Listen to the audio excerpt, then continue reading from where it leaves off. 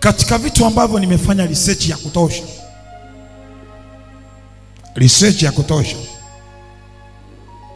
watu wa Mungu, hata wanafunzi mnaosoma, hata ninyi mnaonitazama mtandaoni, nimefanya research yangu ya kutosha, na nataka niwasilishe majibu yafuatayo. Kuajiriwa ni utumwa.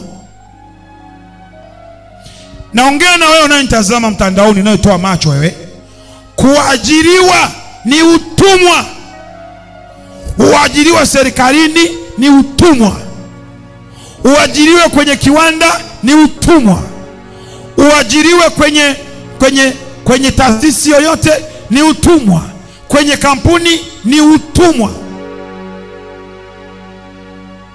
Utaniambia sasa, hata mimi nikifungua kiwanda cha kwangu sitaajiri wengine? Sawa, ajiri wengine, lakini kumbuka juhudi unayoitumia kwa ajili ya mwingine, hiyo juhudi ukitumia kwa ajili yako wewe, utafanikiwa sana, mtu wa Mungu.